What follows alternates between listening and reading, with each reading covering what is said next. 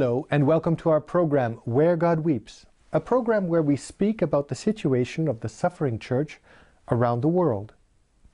Today we're going to consider the country of Papua New Guinea, a Melanesian nation located north of Australia and east of Indonesia.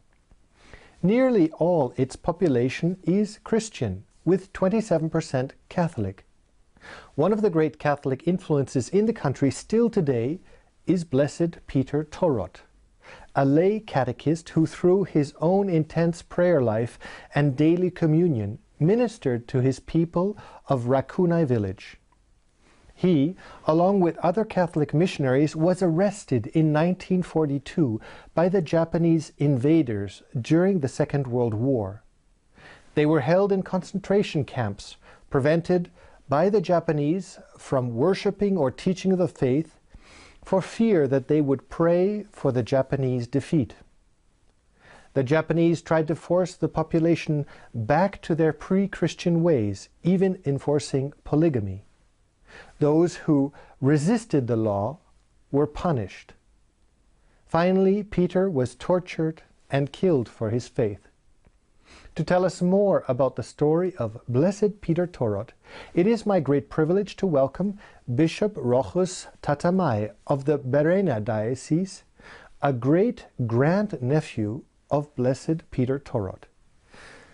Welcome, Your Excellency, and thank you for being with us here today in our program. Thank you very much, and I'm also happy to be here.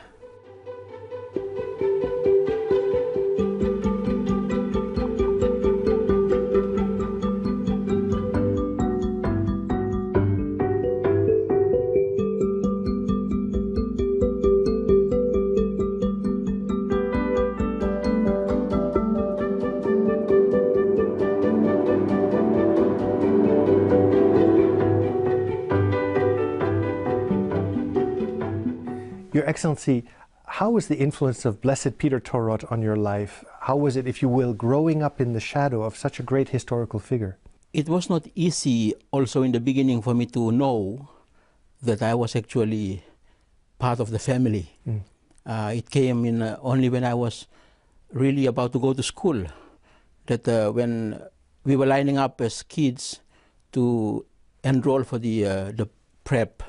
And that was when the parish priest was asking about who I was, and the other children were trying to say, call my parents' names. And then he was insisting, is he a grandson of Peter Torot? And they were actually saying, no, he's a grandson of Joseph Tatamai. And Joseph Tatamai is the elder brother of Peter Torot. So that is how the connection came to the first time, like the parish priest was actually insisting that I must be a grandson of Peter Torot. How was that when you recognize this? How was this also in the family to live this legacy, if you will? It was through like the devotional life that came through, because Mom used to walk with me through the cemetery, like going to the gardens or down to the shops. We would pass through the cemetery, and then we would stop at the graveyard. And there we would always see fresh flowers, and she was always, stop and pray. And then there was a custom that people used to come and, they collect the soil, and they would rub that and then take away to their homes and use it for the sick people, or even to just paint ourselves with the dust from the grave. Your Excellency, Blessed Peter Torot became a lay catechist at the age of 18. He took that decision. He didn't become a priest as his father didn't want him to, but he became a lay catechist. What did that mean at that time? Because, of course, we're talking about Papua New Guinea, a very young country, just before the Second World War, with a history of very tribal tradition. So it must have been quite a brave decision for this young man. Yes, taking us into putting us in a perspective is that the father of Peter Torot himself is a first Christian. He's a first Catholic. He was the first Catholic in that area? In that area. In that yes, area. Yeah. So he was only baptized in 1896. Okay.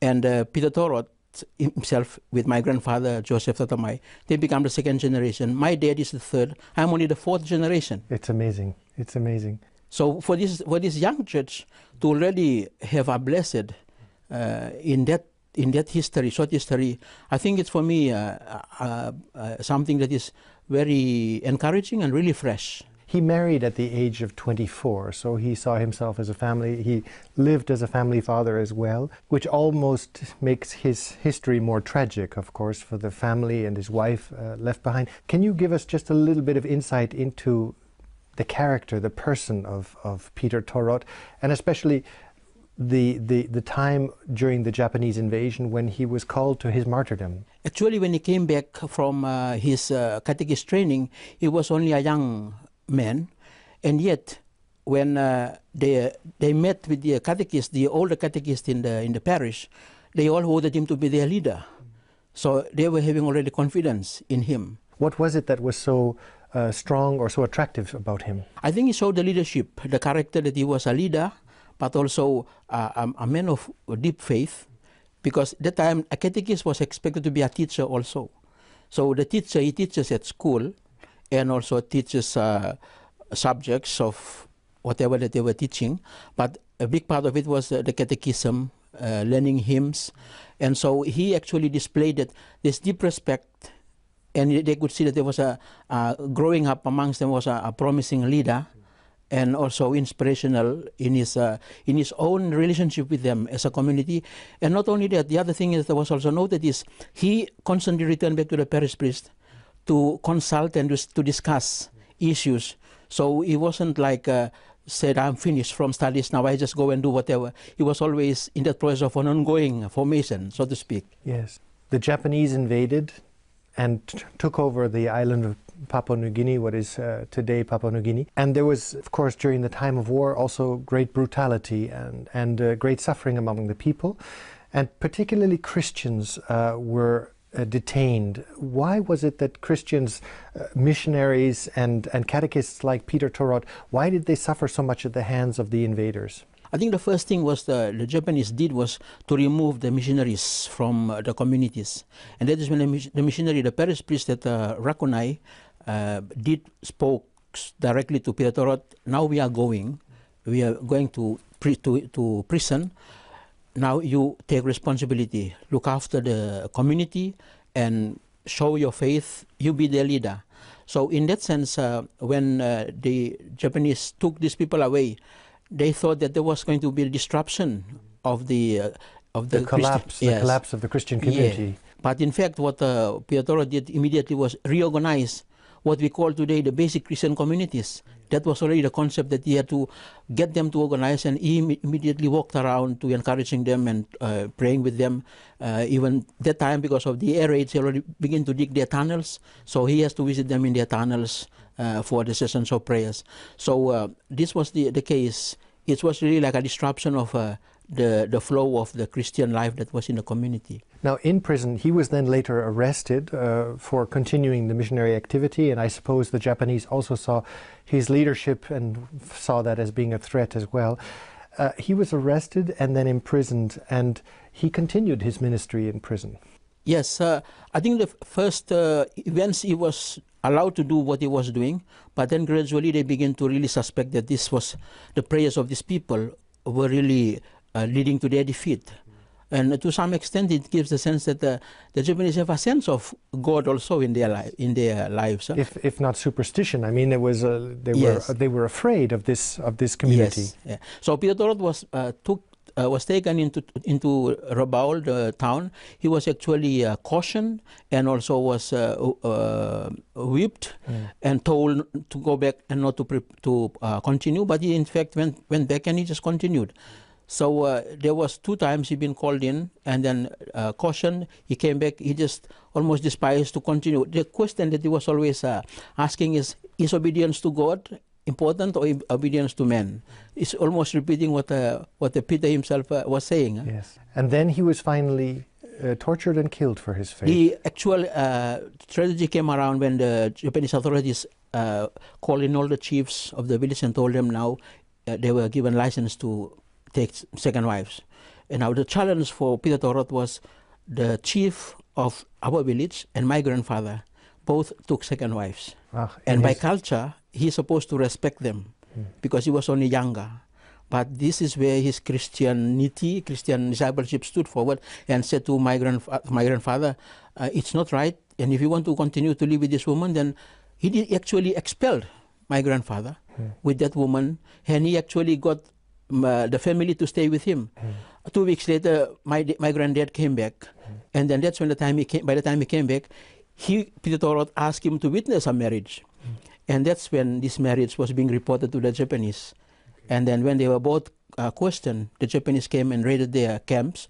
And he told his two brothers when they were in camp, you two will be released. But I am here for a different reason, so I will not be released. So he knew. He knew already. He knew the price of what he was doing. Because he was... Now, why did the Japanese enforce polygamy? They wanted the population to reject Christianity. Why did they so push on this question? It was more a question of winning the local support. Okay. They wanted the local chiefs to be supporting the Japanese, to be supportive of them. So they gave them, and men as men, this was an opportunity. And this was like seeing to be favorable for them. But Peter Torot stood his ground and was very clear. He said, this is not right. We will not obey the Japanese because we would like to respect Jesus and his teaching. That's what he said here. Your Excellency, I want to talk a little bit now about the present situation in Papua New Guinea. Papua New Guinea is a very mountainous, very difficult geographical region, and evangelization has been difficult up until now, although it's, I think, a little bit easier today. How would you describe the faith of the Papuan people today in Papua New Guinea? I think the faith the people received with enthusiasm, and they are living it. Till today, the churches are full with for liturgies. Young people are pretty active. Communities they look forward to these big feasts, and the celebration of the faith, the sacraments, is still very active and alive. I think my challenge really is to go deeper down, that to have a personal conviction. So, if you will, the primary evangelization has been done. Now, why the personal conviction? Is it that Christianity is something cultural but not necessarily something lived in the heart? It is because we are almost people who are good for big celebrations. We love celebrations. Now we need to go beyond the celebrations and really go to why I'm here for this celebration. And so I think the real, what we may call the real challenge for us is getting people to get to really know, why do we celebrate? What is the real essence of our celebration? And that encounter with Christ that we would like to really promote is gradually coming forward. You see some lay people are really already at that point. They are there daily for the Eucharist. They are there daily for the celebrations because something has happened inside, in a profound way. Yes. Papua New Guinea has over 700 different cultural groups, different language groups, which also in itself is an extraordinary challenge for the Church, but we can talk about that a little bit later. But I want to come first of all to the question of traditional religions, because each tribal group has, of course, its traditional religions. Can you tell us a little bit about traditional faith in Papua New Guinea, and how would this manifest itself? What would be some examples that you could give us of traditional religion in Papua New Guinea? From my experience, the traditional religion is more coming to know an acknowledgement of, an awareness of a presence that is there. I still feel this myself, because when I'm traveling on doing my patrols, you see an amazing piece of what you call nature, and it's so fascinating. It looks to you, and then immediately you sense that it has something beyond it itself there. So there's a sense of something supernatural. That's right. Yeah. So there is a sense of a presence here. And sometimes when we are actually walking around with people who are new to our places, when you are new, they would say to you, you are new here, so you better call your name, because there's a presence here. Our ancestors who are present always here would like to recognize you. Or sometimes the other who is leading may say, we have our friend with us here, is one of us. So there is a communication. Where is it going? But there is an awareness that there is a presence there somewhere. Yes, yes. Did this facilitate evangelization, this sense of the supernatural in nature, and was there a sense already, if you will, of the Holy Spirit? Many missionaries say, for example, God was there before us, no? And did you also have this feeling as a Christian evangelizing that God is there before you, and now it's just the awakening of this knowledge within the hearts of the people? I give you a practical example. I was in Ireland in 1997, 98, and I turned up in the church to actually celebrate the Mass as a priest, and I also thanked the Irish for sending the missionaries to coming to Papua New Guinea. And I made a comment that, you know, when your relatives, missionaries, came to evangelize my people, they have an easy time, an easy task, because we were already aware of a spirit. I am trying to talk to you about God, I'm having a hard time. Yes. And I meant that was secularism was beginning to be already very big and strong. So, yeah, I believe that the missionaries, if they were smart enough and discerning enough, they would sense where the people were. And one thing, the key to that was they learned the languages of the people.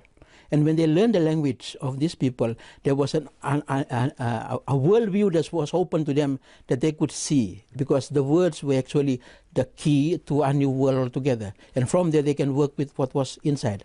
The disadvantage was our people never learned their language.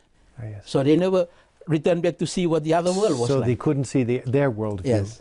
So the missionaries actually had an advantage of seeing our world by learning our languages, which was something we also are thankful to, because they taught us our own grammar and also our languages. And they were experts in our languages.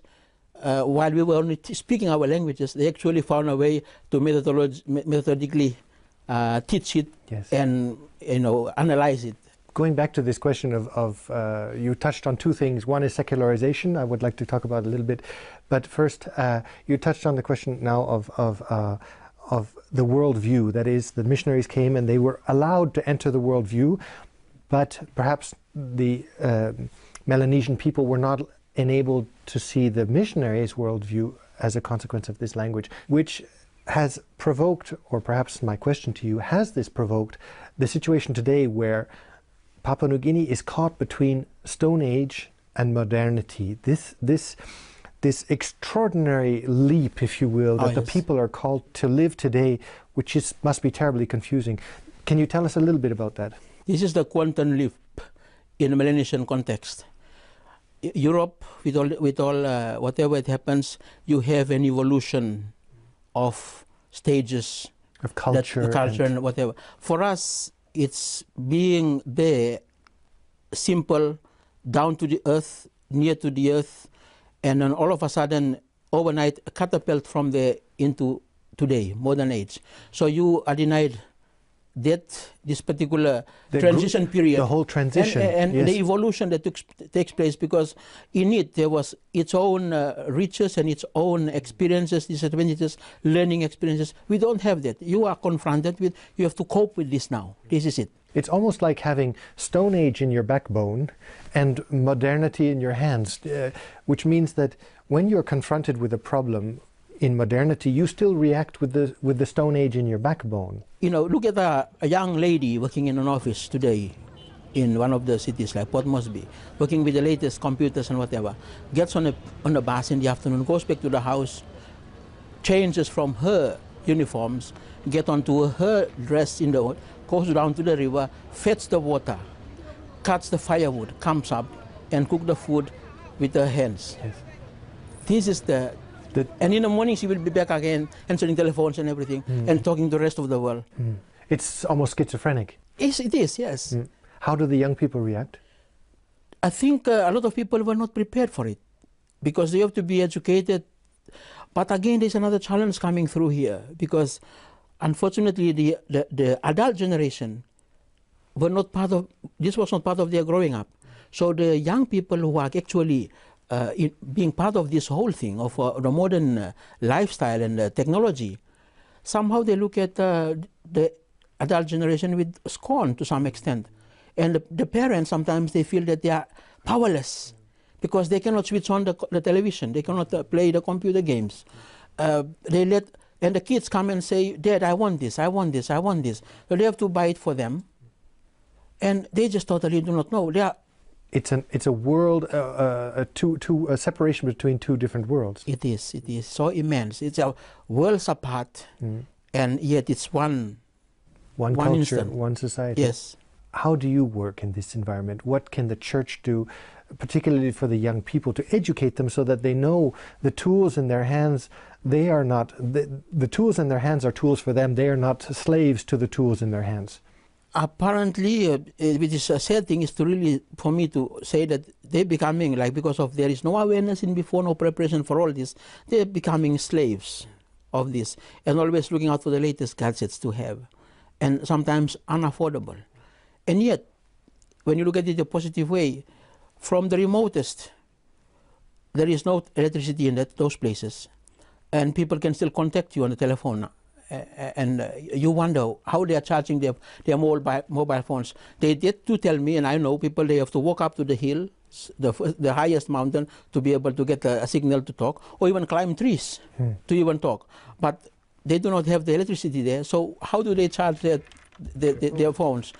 They use other ways of using the batteries that they have, but they just invent on how to do these things, to try to live in two worlds, wanting to be part of the tradition, but also wanting to be part of what is modern. Yes. And one further element of this question, of course, is the cultural values, or rather lack of cultural values, that comes with secularization. In our conversation today, all about values, the values of the Melanesian people, the Christian values, which helped in some ways, I think, guaranteeing and trying to keep these local values of the people. And now, through modernity, you have an imposed secularization. How do you see this in the young people? Are they losing their faith? Are they disoriented? What does secularization mean for the young Papuan people? A lot of the young people today, they are actually caught up in all this, and they are grappling with which way to go or how to go. They're wanting to hold on to a past that they also like about their parents having it, but they also want to be part of the world that is here today. So the negotiation, sometimes they do not have the skills to negotiate this. They do not have the proper awareness, the proper education and formation to how to use these things. So a lot of them, they lose sight. And as I say, they're just like chasing the light without even having any roots on themselves. So they're getting lost to some, like, there is a sense of wanting to copy. They prefer modern music. It's what they see on television, what they can download on internet. These things begin to be the values that they see as modern, and they despise to some extent what they used to have. And so it's because what they are receiving, and you have to be part of what is happening now. Yes. That seems to be the feeling of everyone. I would like to talk a little bit now about the vocations, the questions of the growth of the Catholic Church in Papua New Guinea. Is secularization, for example, having an impact on the number of vocations, or are there still young men and young women willing to give their lives to God? The question of vocations, at one stage I was seeing that they were all coming forward. You know, young men, young women were responding generously. Now it's beginning to be a real big question that you have to actually do more to promote vocations. I think a lot of them are beginning to be caught up. The young people today are getting caught up in all these questions where previously you have a permanent job, and now you can almost have it for a part-time. You can be on a very short term. So these are questions that really challenge religious commitment.